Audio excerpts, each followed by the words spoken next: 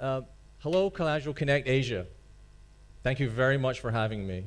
I'm here to talk about chasing investment and whether it's the right choice for your studio. My name's Andrew Walker, and as Dan mentioned, I'm a partner with Game Founders.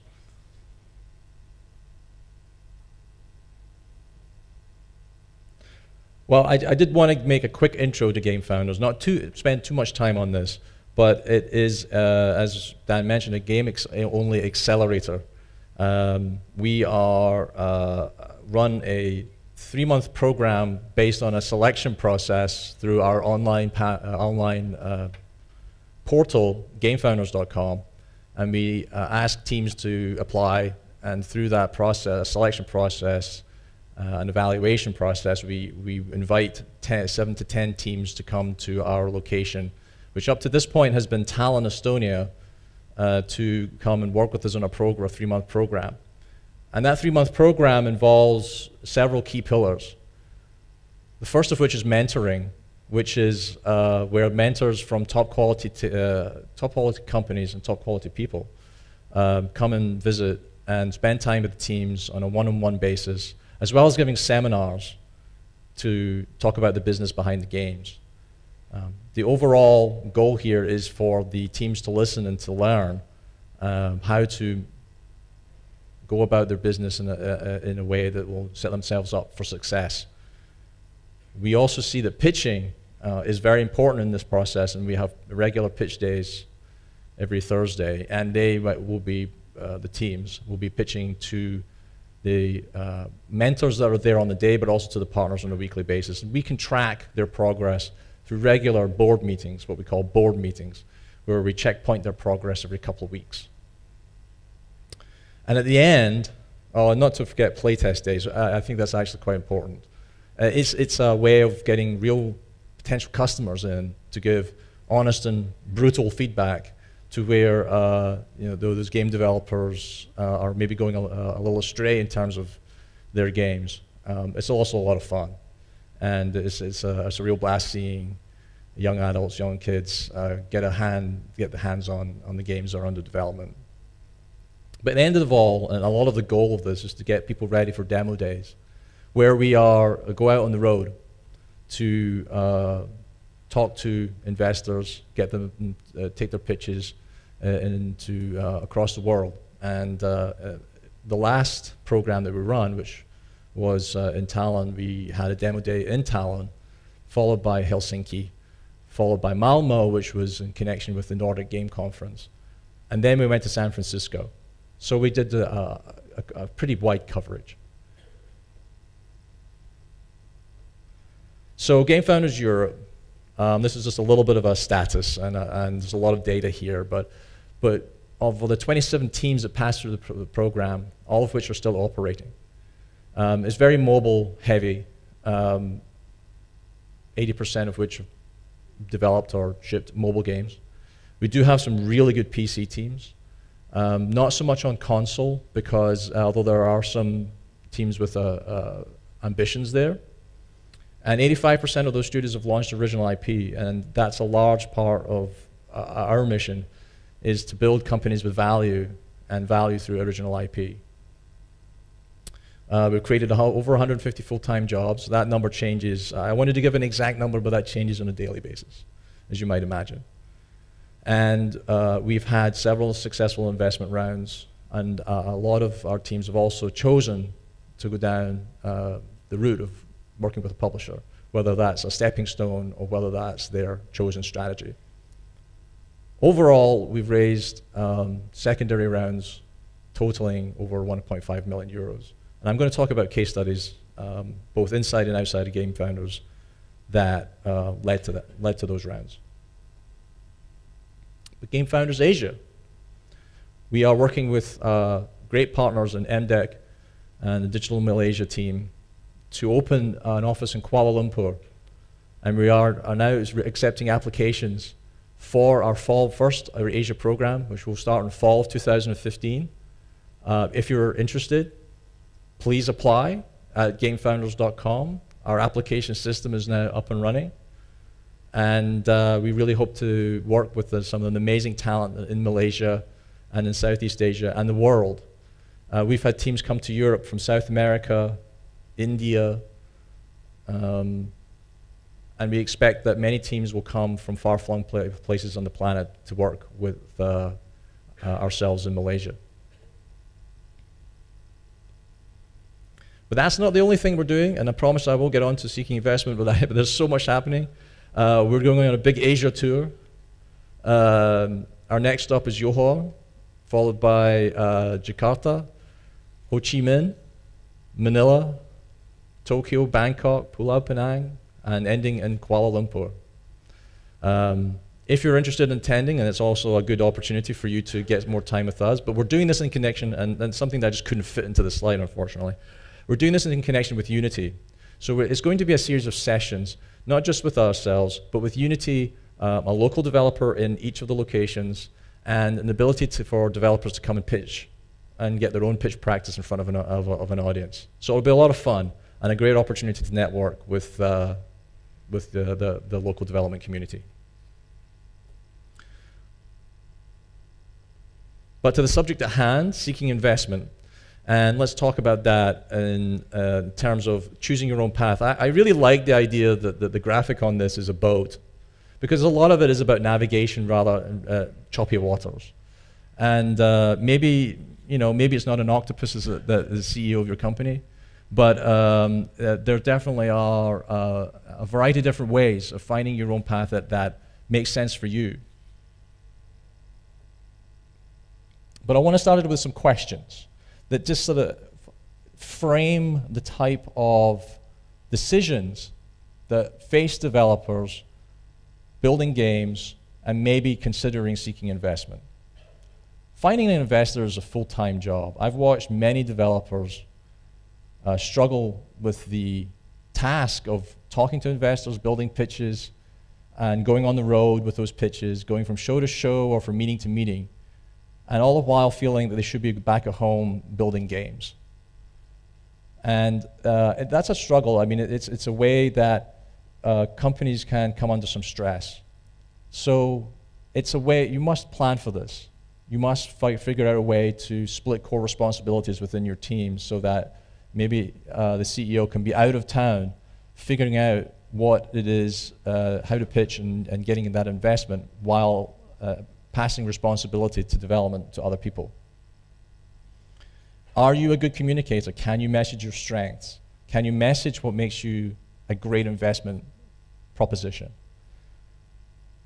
What happens if, for whatever reason, investment doesn't come your way? What is your plan B? And if that plan B is that plan B viable for your company? Will it ensure survival? In other words, do you have a pivot plan in the parlance of investment? And then, and Dan touched on this a lot, are you ready to accept the responsibility of other people's money in your company and what that entails? And I'll talk a little bit about my own views on that. But it is a different mindset from being completely independent. You have to think about how much control you're comfortable with in your company and how much control you're willing to let up. So I want to take some case studies and talk about them. Case studies that have been, people have come through the Game Founders program. I have 3 case studies, 2 of which did come through Game Founders, and obviously we know them fairly intimately, and 1 that didn't. And each of them have a different message.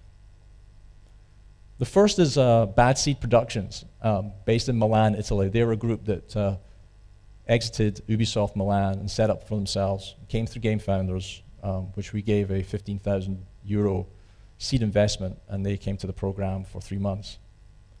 They initially published games through Pocket Gems. They published Sheep Up through Public, and it did reasonably well.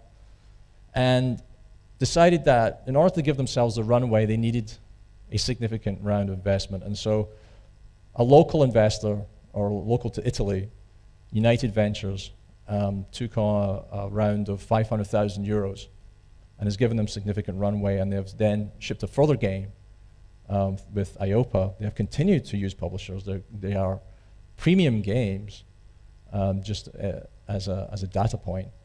and will continue and are looking to steadily grow their team and perhaps even migrate to console.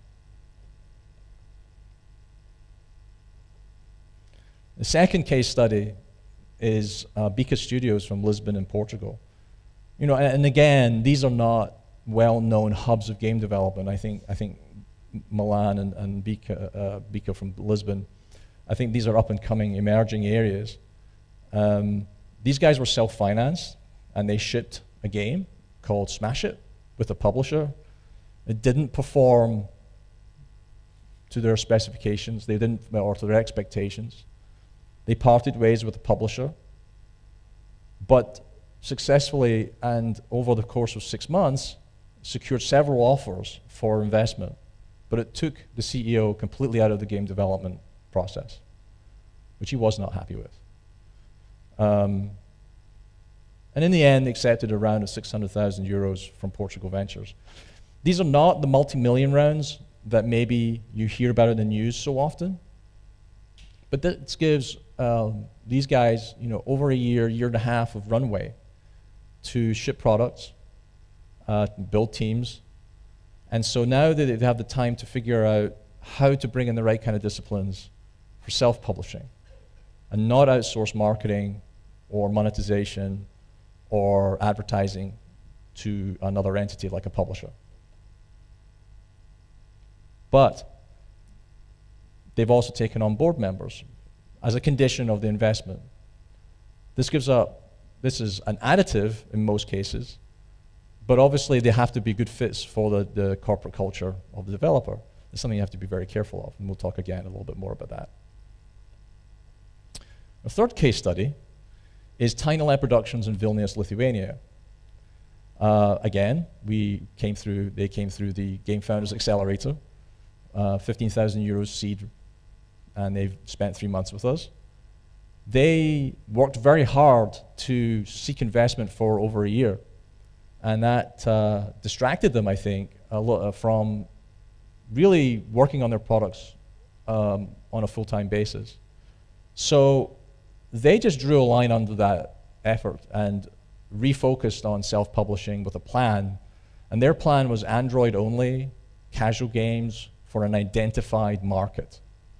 And now they're earning over 1 million euros a year with a small team, and you can imagine in a low-cost area via free-to-play revenue.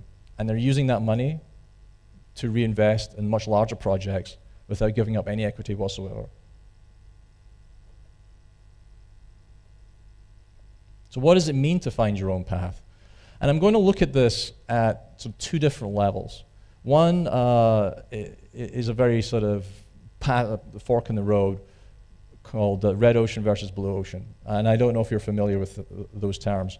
But in terms of general technology, a red ocean market is where there's an established players, it is already an established business model, and you have to work within that framework to differentiate yourself. A blue ocean market is an emerging market where the business models may not yet be established and where you may have difficulty in generating revenue. So let's look at that in terms of games.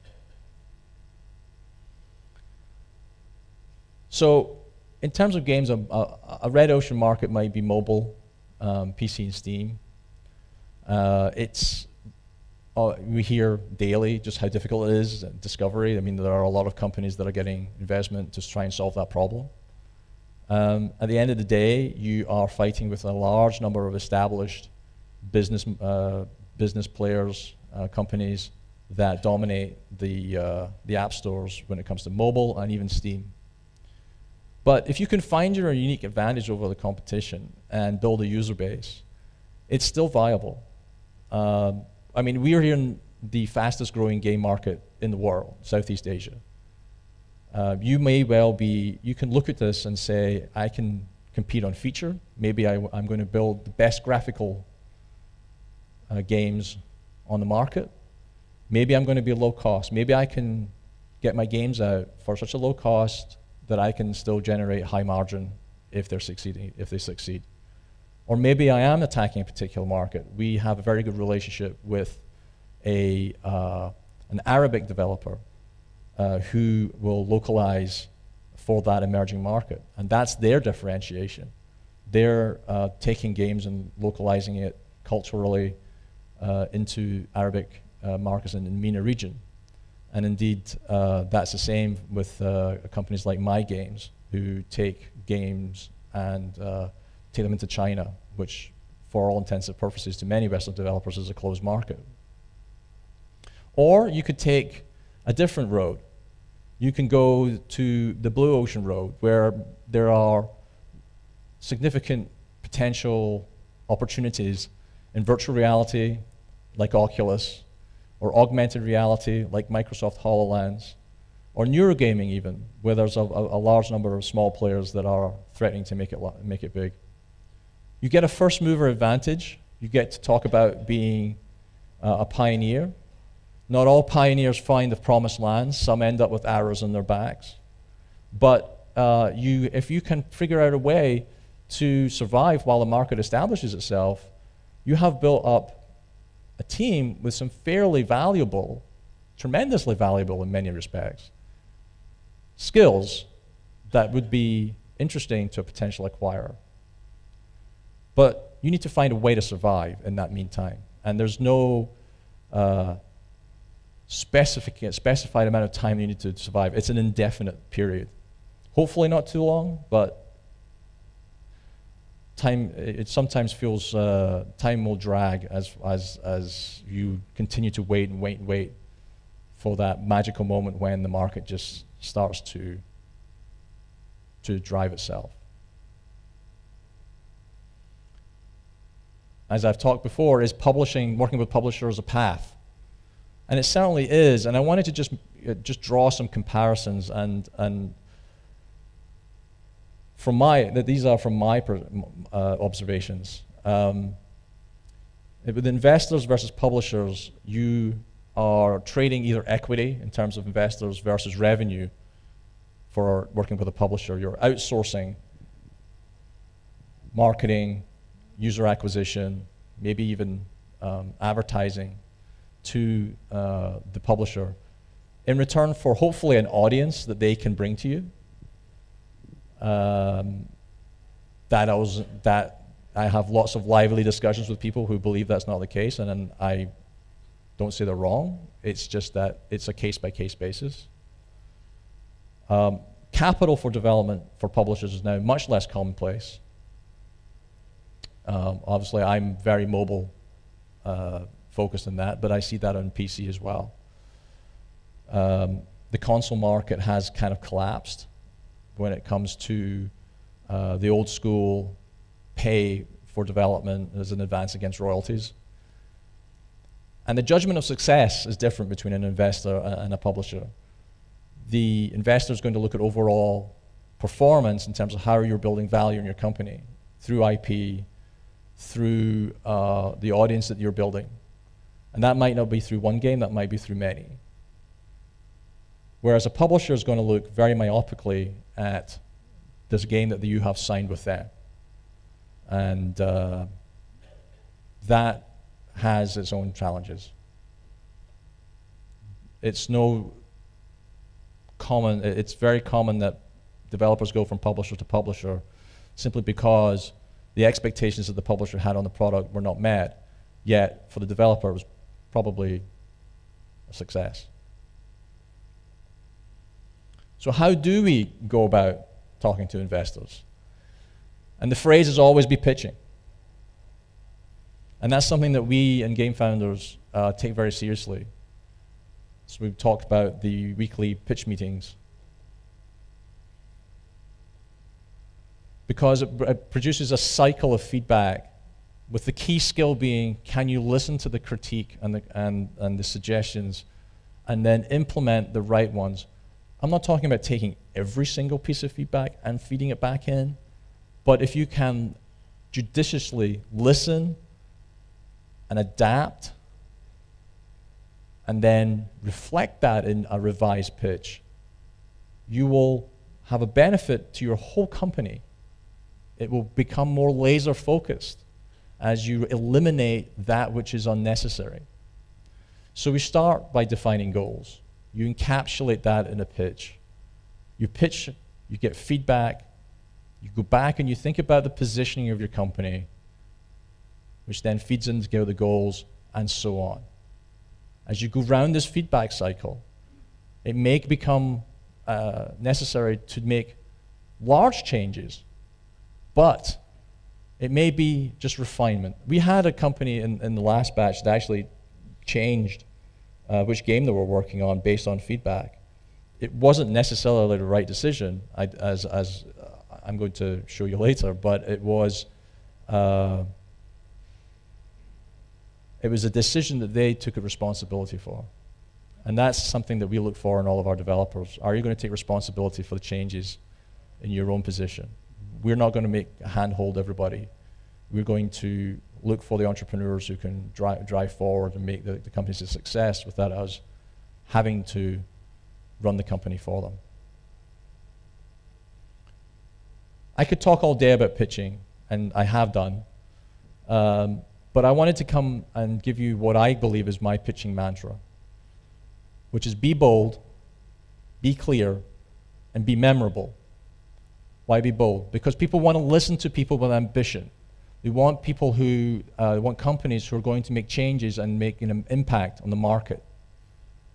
Why are investors going to put money in when they're looking to get 6, 8, 10x their money back if your ambition does not match theirs? So be bold, be ambitious, even if it means stretching yourself. It's really, if you're going to, even publishers, they don't want to know about the third best. They want to know they're signing the best. Be clear. If you can't communicate your ideas succinctly and with clarity, you're not going to get the second meeting. You're going to have a very confused investor or a very confused publisher, and you're going to get lost in the crowd. And again, be memorable. And this is a way of finding that hook that separates you out from the crowd. Whether you're wearing a top hat or singing your pitch, which we've had actually, it will create an impression. And if you have an investor who takes hundreds of pitches a week, you have to find a way for you to stick in their minds when they go and discuss it with their colleagues and other stakeholders. And one trend that I do want to point out, and also because it's fun to show video, is because I believe that video is the new PowerPoint. Use of motion, use of speed and color will help get ideas across. And we were very lucky in our last batch to have 2 teams that were very adept at this. So I'm hopefully going to just finish off by showing you these videos. This is a game that was about procedurally generating a trivia quiz based on, do you know all of your contacts on Facebook? Are they your friend or aren't they? Where do they live? What is their birthday? And unfortunately, it never got made because Facebook changed their APIs and made it very difficult for this to be implemented, and so they abandoned it. But Face Off was the name of the game, and it was a very succinct, very clear pitch. Oh,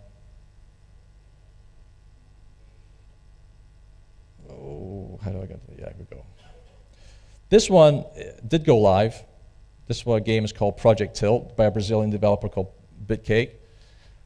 One of the things that they mastered in using video for their pitch was the, if it plays, hopefully, there we go, is to bring up the points that match what you're seeing on the screen. So this game, its core pitch is Team Fortress in 2D. So you're running around picking up an arsenal of weapons, navigating through a maze,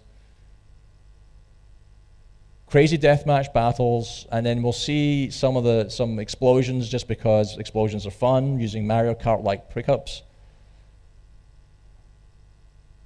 Let's just see, there we go. And so it shows not only the features of the game, but a sample of what the game looks like.